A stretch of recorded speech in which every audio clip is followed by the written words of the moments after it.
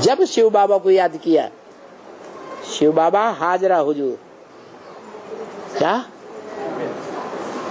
मेरे को तुम याद करो और मैं हाजिर हो जाता हूं। लेकिन किस रूप में याद करो? साकार में, निराकार रूप में याद करो, प्रैक्टिकल रूप में याद करो।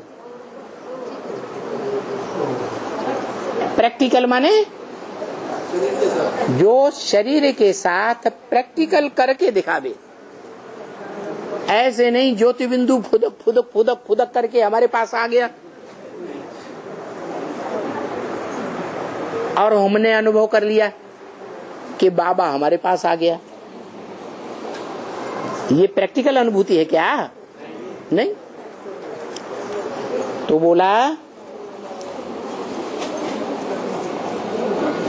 मुझे याद करो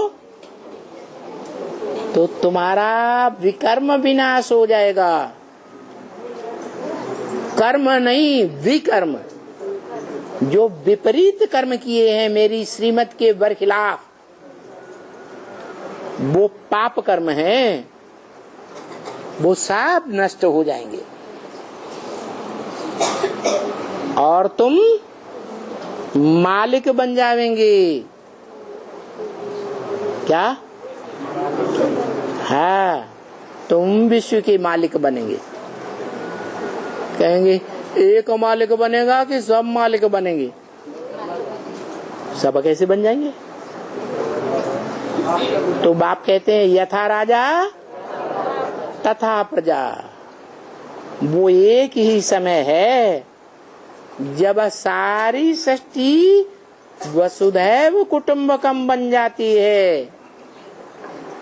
सारी वसुधा पर रहे हुए सभी मनुष्य मात्र एक कुटुंब के सदस्य, आत्मा आत्मा, भाई भाई अनुभव करेंगे।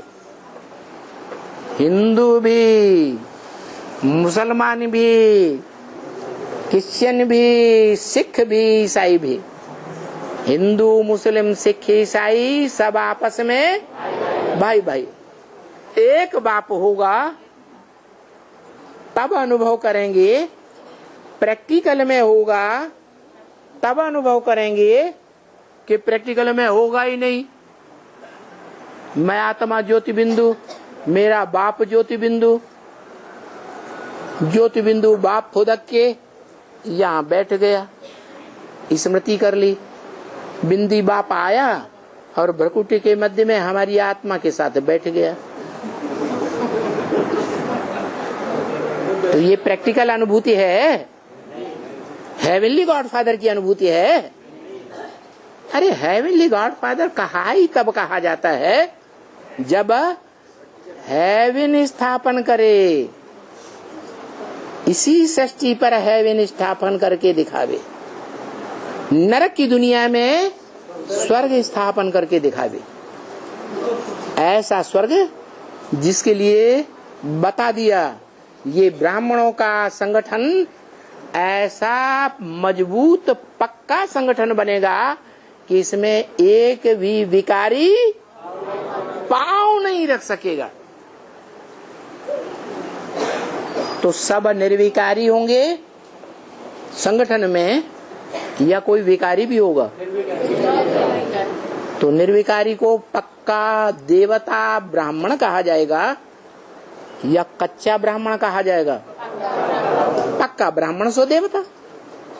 इसलिए भारतवर्ष में ब्राह्मणों की आज तक भी पूजा होती है। ब्राह्मणों को देवता समझ करके पूजा करते हैं। कहाँ की यादगार? अभी वर्तमान ब्राह्मणों की यादगार कि भविष्य में ऐसे ब्राह्मणों का संगठन बनेगा, है बनेगा। सारी दुनिया अनुभव करेगी क्या? जीवन मुक्ति का अनुभव करेगी।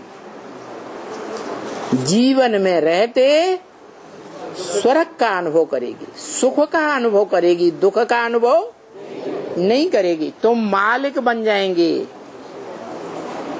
ये भी अच्छा है, समझा ना? तो आप ही पीछे उनको अच्छा लगेगा तो दूसरे को भी ऐसे कहेंगे क्या? जिनको खुद अनुभव होगा वो दूसरों को अनुभव सुनाएंगे या नहीं सुनाएंगे? ये भी तो मंत्र देते हैं ना। तो देखो, तुम बच्चे भी महामंत्र देते हो, महामंत्र का अर्थ समझाते हो। मन मना भव का सही अर्थ क्या है? और दूसरे लोग भी मंत्र देते हैं। दूसरे लोग कौन? दूसरे धर्म में कन्वर्ट होने वाले या दूसरे धर्म की मनुष्य आत्माएं भी मंत्र देती हैं। उनकी एम ऑब्जेक्ट तो कोई है ही नहीं, मंत्र तो देते हैं लेकिन उस मंत्र की एम ऑब्जेक्ट नहीं है। और तुम्हारी एम ऑब्जेक्ट है। क्या एम ऑब्जेक्ट है? हमको नर से नारायण समान बनना है, नारी से लक्ष्मी समान बनना है। तुम्हारी तो एम ऑब्जेक्ट है। बाबा कहते हैं मुझे याद करो तो तुम विश्व का मालिक बनेगा।